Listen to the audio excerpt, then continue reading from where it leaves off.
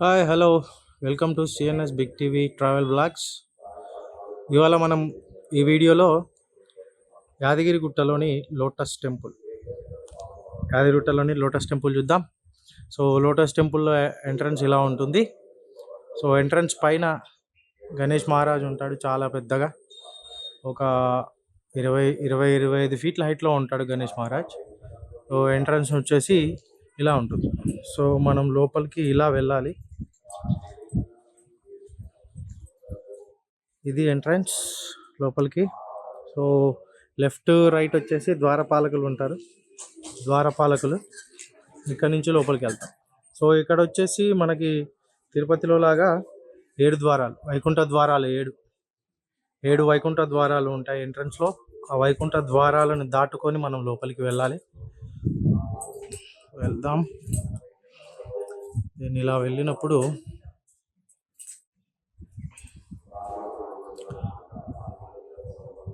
లోపల ఏంటి అని అంటే, ఈ లోటస్ టెంపుల్ యొక్క ముఖ్యంగా ఏముంటుందంటే, లోపల మన పూర్వకాలంలో రామాయణ మహాభారత ముఖ్య ఘట్టాలను విగ్రహాల రూపంలో చెక్కి ఉంటాయి. తర్వాత వివిధ రకాల దేవుళ్ళు ఎక్కడెక్కడైతే ఫేమస్ ఉంటారో ఆ ఫేమస్ అయిన టెంపుల్స్ యొక్క విగ్రహాలు అక్కడ ఎలా ఉంటాయో ఇక్కడ మినియేచర్స్ లాగా చిన్నగా ఉంటాయి.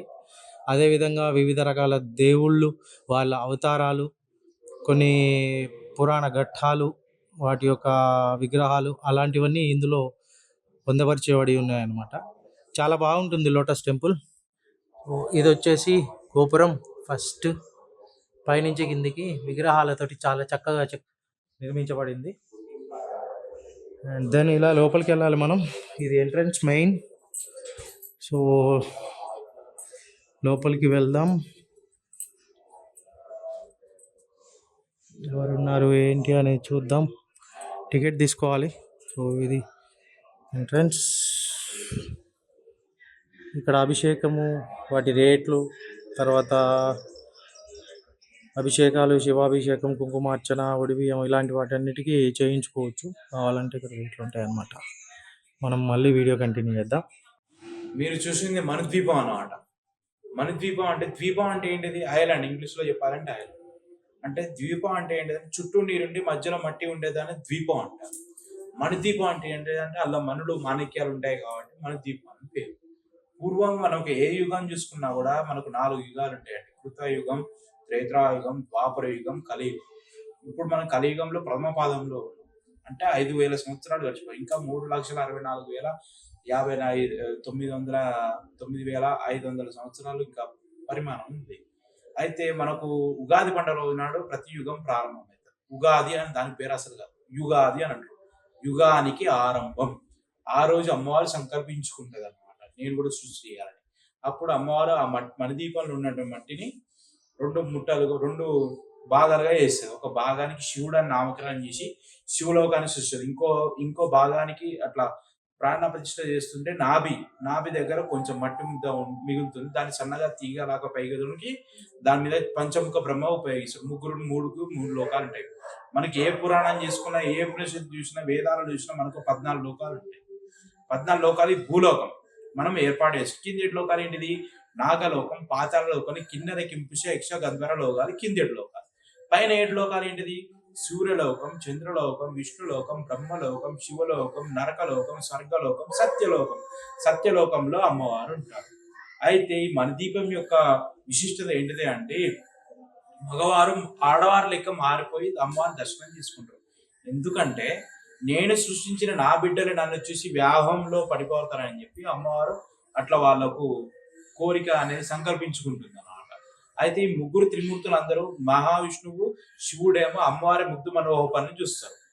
ఒక బ్రహ్మదేవునికి అమ్మవారి ముఖమే అంత బాగుంటుంది అంటే, అమ్మవారి పాదపద్మాలు ఎంత బాగుంటాయని చెప్పి ఒక అమ్మవారు ఎడమకాలి బొట్టిన వేలు సృష్టి మనవానికి అవగతం అవుతుంది.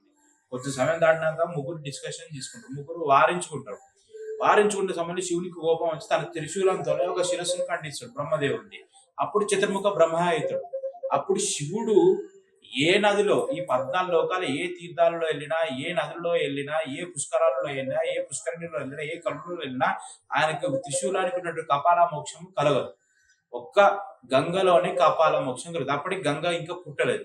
అమ్మవారు ఈ ముగ్గురు దేవతలను పూజించారు. మరి భక్తులు కూడా పుట్టించగల ఉద్దేశంతోనే అమ్మవారు సంకల్పించుకుంటుంది. అప్పుడు శివుడు వచ్చి తన త్రిశూలంతోని మట్టి ముద్దను ఆ మణిదీపంలో ఉన్నటువంటి మణిద్వీపాన్ని పెకిలిస్తారు. అప్పుడు త్రిశూలం మీద ఒక పట్టణం ఏర్పడుతుంది. అదే కాశీ పట్టణం. అంటే ఆది పట్టణం. అదే చివరి పట్టణం అయిపోతుంది. కల్కి భగవానుడు ఎప్పుడు ఉపయోగించాడంటే ఆ గంగా నదిలో నీరు ఎండిపోయినప్పుడు, మనం పీల్చే వాయువు విషమైనప్పుడు, మన యొక్క ఆయుష్ పరిమాణం 1 సెకండ్ అయినప్పుడు, శంబాలా నగరంలో విశ్వావసువుకును సుమతి దేవునికి కలిగే సంతానమే కల్కి భగవానుడు. ఆయనకు పరశురాముడు, మనకు సప్త చిరంజీవుడు. ఆ చిరంజీవులు అంటే మెయిన్ ఇంపార్టెంట్ అనేది శివుని విష్ణు అంశ అయినటువంటి ఆ పరశురాముడు ఆ కల్కి భగవానికి యుద్ధ విద్యలు నేర్పి ఆంజనేయ స్వామి, విభీషణుడు, వ్యాసుడు, నలుడు, బలిచక్రవర్తి వీళ్ళందరూ వచ్చి ఆ సృష్టి అంతం అవ్వకుండా కాపాడి లాస్ట్‌కి వేరే యుగానికి ప్రారంభిస్తారు అన్నమాట. అయితే ఇక్కడ గమనించాలి, మన భారతదేశంలో 24 రాష్ట్రాలు. 24 రాష్ట్రాల్లో ఏ రాష్ట్రానికి సొంతంగా నిర్ణయాలు తీసుకునే అధికారం గాని, పథకాలు ఇచ్చే అధికారం గాని, బడ్జెట్ ప్రవేశపెట్టే అధికారం ఎవరికీ ఉండదు. మనం గనక సెంట్రల్ గవర్నమెంట్‌కెళ్ళి ఆర్జీ పెట్టుకుంటే వాళ్ళు దయ తెలిస్తే మనకు ఇది వస్తది. అట్లాగే ఇప్పుడు మీరు చూసారా? మణిద్వీపంలో చూసారు. కొన్ని కోట్ల మంది దేవతలున్నారు. కింద పాతాళలోకం, కిన్నెరకింపు శిక్షకు అందరూ నాగలోకంకెళ్లారు మీరు. పెద్ద పాము నోట్లోకెళ్ళి బయటికి లోపలికెళ్ళిపోయారు.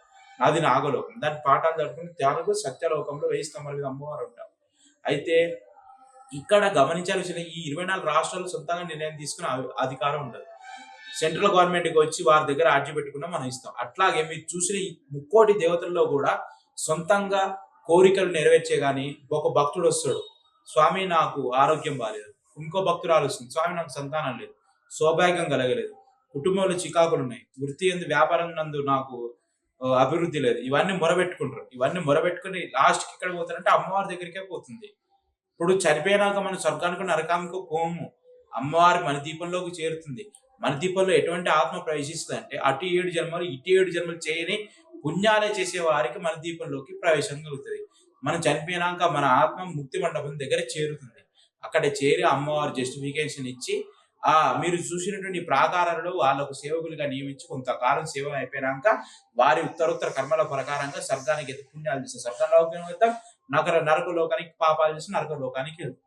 వెళ్ళిపోయి మళ్ళీ అమ్మవారిలో ఐక్యం అవుతాం. పునరపి జననం, పునరపి మరణం. అంటే ఇక్కడ మీరు అమ్మవారిని గనక లాస్ట్‌కి మీరు మీ సత్యలోకంలో ఉన్నటువంటి అమ్మవారి లలితాపరమేశ్వరి అమ్మవారిని చూసుకుంటే 4 పీఠాలు ఉంటాయి సింహాసనం కింద. ఒక పీఠం కింద విష్ణువు ఉంటాడు. ఒక పీఠం కింద చతుర్ముఖ బ్రహ్మ ఉంటాడు. ఒక పీఠం కింద పంచముఖ బ్రహ్మ ఉంటాడు. ఒక పీఠం కింద శివుడు ఉంటాడు. అంటే అక్కడనే చూపించు ఆది పరాశక్తి. అంటే అమ్మవారే ఆది పరాశక్తి. మనము ఈ మణిదీపంలో కానివ్వండి, వెళ్తుంటే కానివ్వండి, మనం డైలీ చేసుకునే కార్యక్రమాలలో మనకు చీమను మనం తెలిసో తెలియకో చీమను చంపుతాం. దోమ కొడితే దోమను చంపుతాం. ర్యాట్ కిల్లర్ ఉంటుంది, ర్యాట్ మ్యాట్ ఉంటుంది. దాంట్లో ఎలుకలు చనిపోతాయి. మనం తెలిసి తెలియకుండా చేసిన పాపాలు కలుకోవాలంటే లక్షలో, కోట్లో పెట్టుకొని, వేలో పెట్టుకొని కాశీకో ఎక్కడికో పోనక్కర్లేదండి.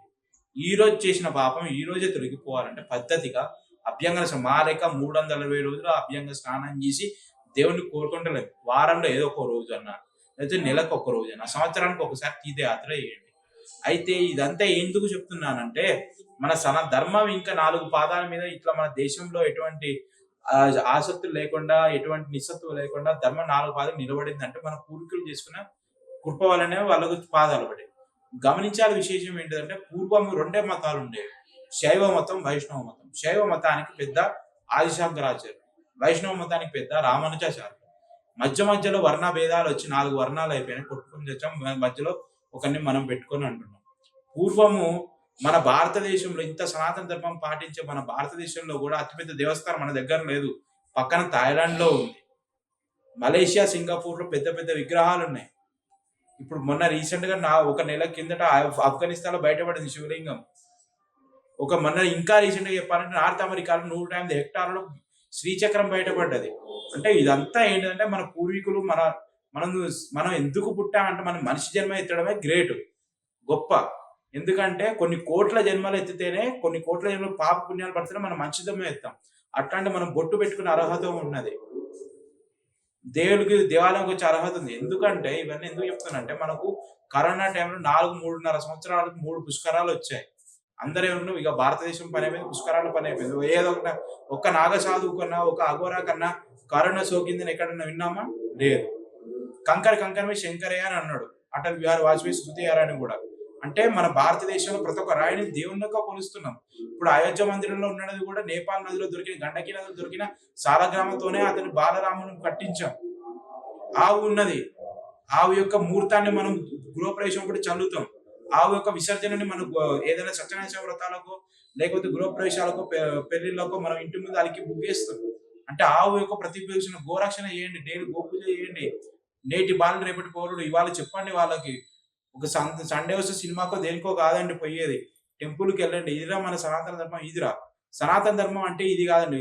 బొట్లు పెట్టుకొని, పంచె పెట్టుకొని, రుద్రాక్ష మాలలేసి, జంజం వేసుకొని సనాతన ధర్మం అని అట్లా కాదు. అది కాదు, తప్పు. అది మైండ్లోకి వెళ్ళి తీసేయండి. సనాతన ధర్మం అట్లా కాదు. ఆగస్టు 15కి 15 ఆగస్టు 15కి జనవరి 26కి మనం భారతమాత ఫోటో పెట్టి పూలదండ వేసి కొబ్బరికాయ కట్టి ఆ ప్రసాదాన్ని మనం అందరం తీసుకుంటాం. ఎక్కడ ప్రపంచంలో ఎక్కడ మన కంట్రీలో చేస్తాం. కంకరమే శంకరే. ప్రతి రాయిలో మనం దేవుని ఎత్తుకుతాం.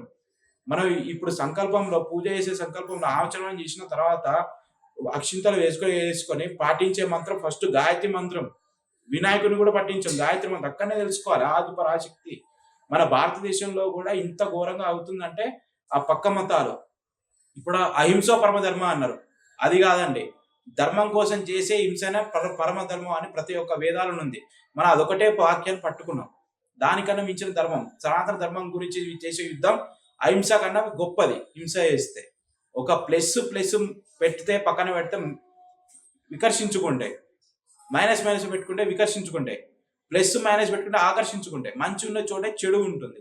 మన భారతదేశంలో జరిగింది కూడా ఇది. పూర్వకాలంలో గ్రామాలలో పాడి పంటలు ఉండేవి బాగా. ధాన్యాన్ని ఎక్కువగా బయటపడేసాం కదా. పొద్దుగా లేస్తే స్వచ్ఛ భారత్ వస్తుంది, స్వచ్ఛ భారత్ కేనా అనుకుంటూ వాడు ఆడియో రికార్డ్ వేసుకుంటూ పోతాడు. మన ఇంట్లో మిగిలింది బయటపడేస్తున్నాం, అన్నం కూడా బయటపడేస్తున్నాం. ఒకప్పుడు అట్లా చేసేది కాదు. ఒకపాటు ఇప్పుడైతే బుల్లెట్ బండి, ఐఫోన్ ఇవన్నీ వచ్చాయి. పూర్వకాలంలో అట్లా ఉండేవి కాదు. పాడి జంతువులు, సాధు జంతువులు ఉండే కొన్ని ఆ సంతానంతో ఇంకా వృద్ధి చెంది. ఆవు ఉన్నప్పుడు ఆవు దేగ దూడ ఉండే. ఆ పాలను కూడా మనం అమ్ముకొని అప్పటి పైసలతోనే అప్పుడున్న పరిస్థితుల దృష్ట్యా అవన్నీ పెట్టిస్తున్నాం. ఇప్పుడు ఇంట్లో ప్రతి శుక్రవారం మరి మనం గడపకి మనం పసుపు పూసి బుగ్గెందుకు వేస్తాం అంటే మనకు ఎటువంటి బ్యాక్టీరియా లోన్ రాకుండా కాపాడుతుంది. ఇంటి గుమ్మానికి మామిడాకు పెడతాం. మామిడాకు యొక్క విశిష్టత ఏంటంటే 60% కార్బన్ డైఆక్సైడ్ పీల్చుకొని 40% ఆక్సిజన్ విడుదల చేస్తుంది. ఇదంతా నేను కాదు చెప్పింది కాదు, శాస్త్రవేత్తలు చెప్పింది. ఒకప్పుడు సనాతన ధర్మం అనేది విశ్వవ్యాప్తంగా ఉండేది. మధ్యలో మన భారతదేశం దౌర్భాగ్యం ఏంటంటే కరెన్సీ నోటు మీద చనిపోయిన ఫోటో పెట్టుకుంటారు. అది మన దౌర్భాగ్యం. కాకపోతే సింగపూర్, మలేషియాలో సనాతన ధర్మాన్ని పాటిస్తున్నారు. వినాయకుడి విగ్రహాలు ఉన్నాయి, వినాయకుడి ఫోటోలు ఉన్నాయి. కుమారస్వామి అత్యంత పెద్ద స్టాచ్యూ ఉంది మలేషియాలో. ఇవన్నీ ఎందుకు చెప్తున్నానంటే సనాతన ధర్మం బతకాలంటే మన చేతులతోనే కాదండి, మన అందరం కలిసికట్టుగా పోరాడాలి. పిల్లలు కూడా నేర్పియాలి. అరే ఇదిరా మన ధర్మం. మన మట్టిని కూడా దేవత లేక పూజిస్తున్నాం, మన రాయిని కూడా దేవత లేక పూజిస్తున్నాం. వాళ్ళకి నేర్పండి. ముందుగానే వాళ్ళకి సనాతన ధర్మం గురించి చెప్పుకుంటూ పోతే నేటి బాలలు రేపటి పౌరులు, వాళ్ళే మనకు ఆధారం. అబ్దుల్ కలాం గారు ఏమన్నారు, విజన్ 2024 కాదండి, విజన్ 2050లో మన దేశంలో పాపులేషన్ ఇప్పుడున్న పాపులేషన్ కన్నా ఎక్కువ అవుతుంది. అందులో 65% ఎక్కువ యూతే ఉంటుంది. అది నేను చెప్పింది కాదు, ఇవన్నీ తెలుసుకోండి. హిందువుగా పుట్టినందుకు 4 గ్రంథాలు చదవాలండి. MBBS, ఎం అంటే ఏంటిది, మహాభారతం. బి అంటే భాగవతం, బి అంటే భగవద్గీత, ఎస్ అంటే సంపూర్ణ రాయణం. అడిషనల్ గా దేవి భాగవతం చదవండి.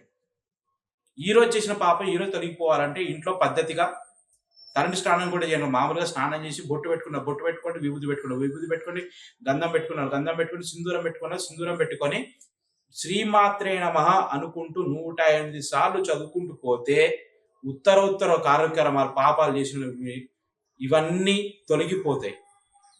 పుణ్యం సంపాదించండి. ఈ రోజు ఈ కలియుగం స్పెషాలిటీ ఏంటిదంటే అండి, పాపం ఎంత తొందరగా వస్తుందో పుణ్యం కూడా అంతే తొందరగా వస్తుంది. అందుకే నిరంతరం అమ్మవారి ధ్యానం చేయండి. శ్రీమాత్రే నమః అనుకుంటూ 108 సార్లు చదవండి. ఈ రోజు చేసిన పాపం ఈ రోజే తొలగిపోతుంది. ఇదంతా నేను చెప్పింది కాదు, దేవి భాగవతంలో ఉంది, చదవండి. ఒక దేవి భాగవతం ఇంట్లో ఉంటే మనకు ఉన్నటువంటి నెగిటివ్ ఎనర్జీస్ కూడా మొత్తం లాగేస్తుంది. కరింగలమాలలో వేసుకోవడం లేదు. 350 400 పెడితే దేవి భాగవతం పుస్తకం దొరుకుతుంది. ప్రతి శుక్రవారం ఏదో ఒక అధ్యాయం చదువుకోండి, ఒక పేజీ చదువుకోండి, రామకోటి రాయండి. నిరంతరం భగవంతుని సన్నిధానంలో ఏకో ధర్మ ఉపాసన అన్నారు. మన భారతదేశం దృష్టి ఏంటిదంటే యూనిటీని డైవర్సిటీ కాదు, డైవర్సిటీని యూనిటీ అయిపోయింది. భిన్నత్వంలో ఏకత్వం కాదు, ఏకత్వంలో భిన్నత్వం వచ్చింది మనకి. అందుకే ఇంకా డెవలప్ అవుతుంది మన కంట్రీ. కొంచెం మీరు కూడా ఆలోచించుకొని మీరు కూడా ఇనిషియేషన్ తీసుకొని యూట్యూబర్గా యాజ్ ఎ యూట్యూబర్గా మరి ఇది మన సనాతన ధర్మం గురించి మీరు కూడా పోట్లాడండి. దానికి మేమంతా మీరు ఉన్నంత కాలం మీరు ఇట్లాంటి వైదిక ధార్మిక కార్యక్రమాలు చేస్తున్నంత కాలం దానికి అండగా మేము ఉంటాం. జై శ్రీరామ్.